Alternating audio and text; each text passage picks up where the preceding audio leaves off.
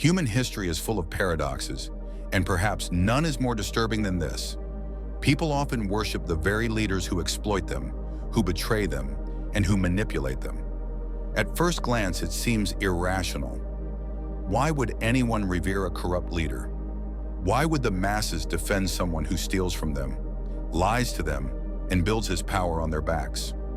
Friedrich Nietzsche, the philosopher who tore apart illusions, gave us a dark yet profound answer. For Nietzsche, the psychology of power, the hunger for dominance, and the will to obey are not accidents of politics. They are deeply rooted in the human soul. To understand why corrupt leaders are adored, we must journey into Nietzsche's unsettling truths about morality, weakness, and the herd instinct. Nietzsche once said, "In individuals, madness is rare, but in groups, parties, nations, and epochs, it is the rule." Corruption thrives not merely because of the leaders themselves, but because of the collective madness of the people who follow them. A single person may resist a tyrant, but crowds, when united by fear or hope, will surrender to him completely. The corrupt leader becomes not just a ruler, but a symbol of something far deeper, the hidden desires of the masses themselves. People want someone to blame, someone to worship, someone to embody what they secretly crave. The corrupt leader gives them this. He dares to do what they cannot. He lies openly, seizes wealth without shame, and bends morality to his will. The people may call him corrupt, but deep down they admire his audacity. Nietzsche understood that morality, as it is preached, is often a mask. Behind it lies envy, desire, and the will to power. The corrupt leader strips away the mask and acts upon these hidden drives. In doing so, he becomes both villain and hero. Nietzsche also spoke of slave morality, a morality born from weakness. The weak cannot rise, so they sanctify obedience. They invent moral rules to chain the strong, and then they submit to rulers who pretend to embody virtue. But when a corrupt leader emerges, they sense something different. They feel the intoxicating presence of master morality. He is not bound by the chains of convention. He bends truth, twists justice, and exalts himself above the herd. The weak resent him, yet they cannot look away. They despise him, yet they crave his strength. In the end, their resentment becomes admiration. There is another darker layer to this. People worship corrupt leaders because corruption itself reflects them. The masses are not innocent. They too lie, cheat, and compromise, though on smaller scales. When they see corruption at the top, they see themselves magnified. The leader's sins become their own sins, glorified on a grand stage. By defending him, they defend their own hypocrisy. Nietzsche saw this with terrifying clarity. People do not want justice. They want to feel powerful, even through another man's corruption. The corrupt leader also gives people a myth. He promises salvation, national greatness, or divine destiny. Nietzsche argued that humans cannot live without myth, without illusions to cling to. A corrupt leader may be hollow, but his myth is powerful. It seduces the herd with dreams of belonging, of victory, of meaning in a chaotic world. People would rather worship a liar who gives them purpose than face the truth of their insignificance. And so the paradox continues. The more corrupt the leader, the more mythic he becomes. His sins prove his strength, his cruelty proves his resolve. The people will excuse anything, so long as he embodies their unspoken desires. They would rather kneel before corruption than confront the emptiness of freedom. Nietzsche warned us, man does not truly seek truth. He seeks comfort, order, and the intoxicating feeling of being part of something greater than himself, even if that something is built on lies. Think of the leaders throughout history who were worshipped like gods, even as they plunged their nations into ruin. They were corrupt, ruthless, and merciless, yet their followers loved them all the more. Why? Because they became more than men. They became symbols of power in a world where most people feel powerless. Nietzsche believed that this worship reveals a harsh truth. People would rather be led by deception than abandoned to their own freedom. Freedom terrifies them. Responsibility crushes them. But to worship a corrupt leader, this gives them release. They can surrender their will, their burden, their guilt. In the end, Nietzsche's dark truth is this. Corruption is not simply in the leader, it is in the people who follow. The corrupt leader is a mirror, reflecting the herd's secret longings. He embodies their will to power, their desire for myth, their fear of freedom. And so long as these forces remain within the human soul, corrupt leaders will rise again and again, welcomed not as villains but as saviors. To worship corruption is to confess a deeper weakness, the weakness of preferring illusion over reality, obedience over freedom, power over truth.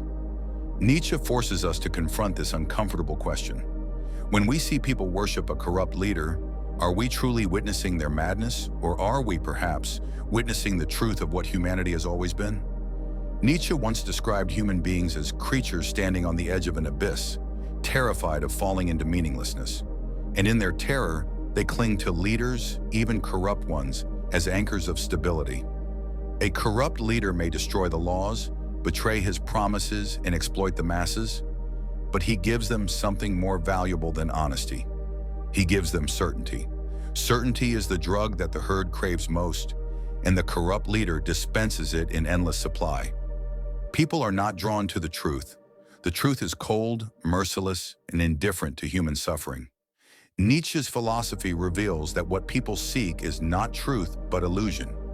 Illusions powerful enough to sustain them in the face of despair. The corrupt leader becomes the high priest of these illusions. He tells the people that their suffering has purpose, that their nation is destined for greatness, that enemies lurk outside and traitors hide within. In reality, it is often his own corruption that fuels their misery. Yet paradoxically, the more he fails, the more desperate they become, and the more they cling to him as their savior. This is the psychology of the herd. The herd despises uncertainty, it despises chaos. A leader, even a corrupt one, becomes the shepherd who gathers their fear into a single direction. Nietzsche saw this as a form of herd morality, the instinct to follow, to submit, to dissolve one's individuality into the collective. For most, the pain of thinking for oneself is unbearable. It is easier to let the corrupt leader think for them, to let him embody the direction of their lives. And here lies the darkness Nietzsche uncovered. The herd secretly desires domination. They do not want true equality. They do not want the heavy burden of freedom. They want a master to kneel before, someone who relieves them of responsibility. The corrupt leader, ruthless and immoral, steps into this role perfectly. He thrives not despite his corruption, but because of it. His corruption is proof that he is not bound by the petty chains of ordinary men. He is free to seize, free to dominate, free to embody the will to power in its rawest form. The people see this and feel a twisted admiration. They might whisper about justice, but justice is an illusion. What they truly admire is vitality, life force in its most brutal expression.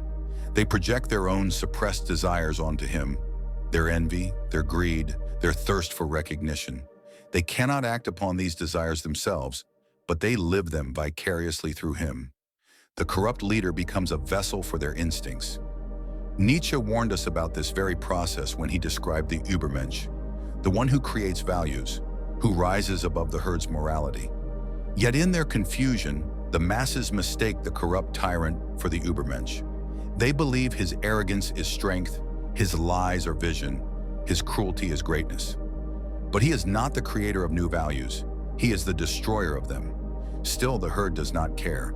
For them, illusion is more valuable than reality. Consider the way people defend corrupt leaders with endless excuses. He is only doing what is necessary. At least he is strong. All leaders are corrupt, but he is ours. This loyalty is not reason, it is religion. The corrupt leader becomes a kind of God, untouchable, unquestionable.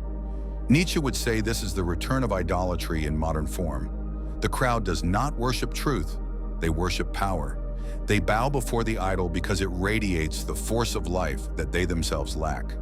But Nietzsche's darkest truth is this: the worship of corruption is not an accident of history. It is a symptom of humanity itself. Wherever people are weak, wherever they fear freedom, they will create idols. Wherever they are lost, they will cling to myths. And wherever they are resentful, they will choose rulers who embody their own hidden desires. The corrupt leader survives because he is not standing against the people. He is standing as their mirror. And perhaps that is the most disturbing revelation. The corrupt leader is not an alien force imposed upon society. He is the reflection of society itself. His greed reflects their greed. His lies reflect their own self-deceptions. His arrogance reflects their longing for strength. They do not simply tolerate him, they create him. They summon him from their own collective desires, and then they kneel before the very monster they helped to shape. Nietzsche forces us to ask, is it the leader who corrupts the people, or the people who corrupt themselves by demanding such a leader? The answer is both. They are locked in a cycle, a dark dance of domination and submission. The herd elevates the corrupt leader, and in return, he embodies their hidden will to power. Together, they form a tragic alliance against the burden of truth and the weight of freedom. This is why history repeats itself. This is why humanity continues to fall for the same illusions, generation after generation. The corrupt leader is not an exception. He is a rule, a recurring figure summoned by the eternal weakness of the herd. And until men learn to embrace freedom, until they learn to face the abyss without illusion, the cycle will continue. Nietzsche's dark truth is merciless. People worship corrupt leaders because they want to, because in their worship, they escape themselves. And perhaps deep down, they know this. The tragedy of human history is not simply that corrupt leaders exist, but that they are repeatedly embraced, defended, and even sanctified by the very people who suffer under their rule. Nietzsche saw this not as a flaw in a few men, but as a revelation about the essence of humanity. To understand why the cycle never ends, we must dive into the deepest parts of his philosophy, into the will to power, into herd morality, and into mankind's eternal hunger for illusion. When Nietzsche declared that God is dead, he was not celebrating. He was warning. He meant that the old foundations of morality, the belief in absolute truth and divine justice, had crumbled. But what takes the place of God once he is gone? For most people, it is not freedom. It is another idol, another master. The corrupt leader steps in to fill the void. He becomes the substitute for God, the embodiment of destiny, the giver of meaning in a world stripped bare. And because people fear emptiness more than they fear tyranny, they accept him willingly. This is the secret. People do not worship leaders for their goodness, but for their strength. Nietzsche insisted that morality itself is often a disguise for weakness, a tool created by the powerless to control the powerful. Yet the herd cannot escape its fascination with raw power. They bow before those who have the courage to seize, to conquer, to stand above the rules that bind everyone else. The corrupt leader dares to do what the herd secretly wishes they could do, but lacks the courage to attempt. In him, they see the shadow of their own hidden desires, greed without guilt, ambition without restraint, cruelty without shame. Nietzsche's concept of ressentiment explains this perfectly. The weak, filled with envy and frustration, cannot express their will directly. Instead, they invent moral codes, they speak of fairness, they cling to ideals. But when a corrupt leader emerges, they are torn. Part of them resents him for having what they do not. But another part, the deeper unconscious part, admires him for breaking free of the chains that they themselves forged. They condemn him with their words, but they adore him with their hearts. The corrupt leader thrives on this contradiction. He knows the herd's psychology better than they know themselves. He manipulates their fear, feeds their resentments, and magnifies their illusions. He tells them they are chosen, that they are victims of conspiracies, that only through him can they be saved. Every lie is designed not to reveal truth, but to give the masses a story they can believe. And because people crave stories more than facts, they cling to him all the more fiercely. Nietzsche wrote that, "Man cannot live without myth. Myths are not lies.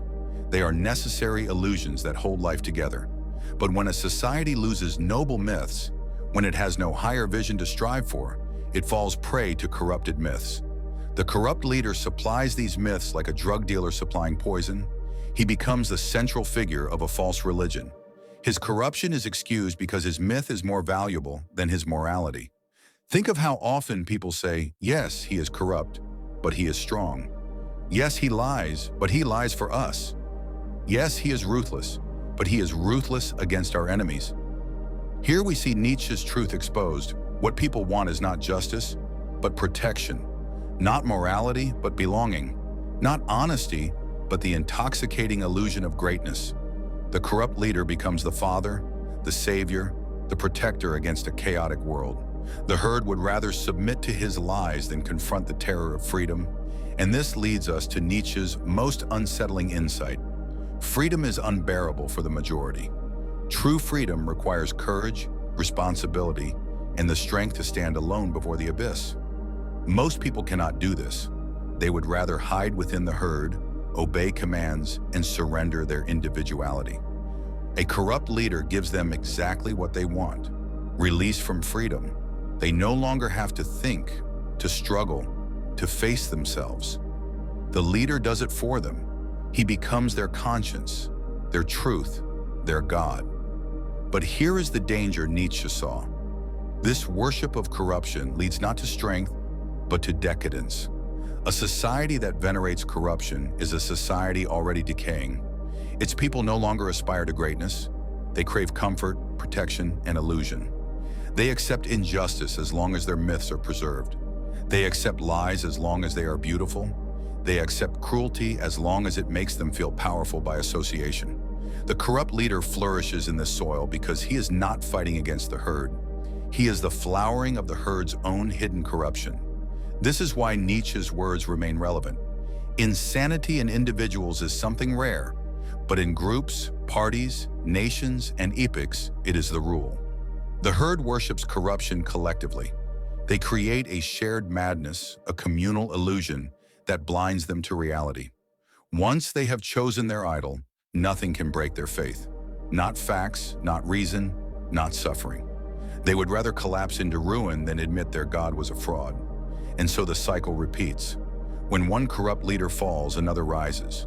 The herd calls out for salvation, and once again, a man appears who embodies their longings. They do not want a philosopher, a truth teller, or a prophet of freedom. They want a myth, a father, a master. They want to kneel, and the man who understands this, who has the will to exploit it, will always rise. Nietzsche's final warning is brutal. The corrupt leader exists because humanity is not yet free. Until men learn to love truth more than illusion, until they embrace the abyss without fear, until they break the herd mentality within themselves, they will continue to worship corruption. The tyrant is not an intruder, he is a creation of the herd's weakness, fear, and desire for power without responsibility. And perhaps that is the darkest truth of all. Corrupt leaders do not merely rule over people, they reveal what people truly are.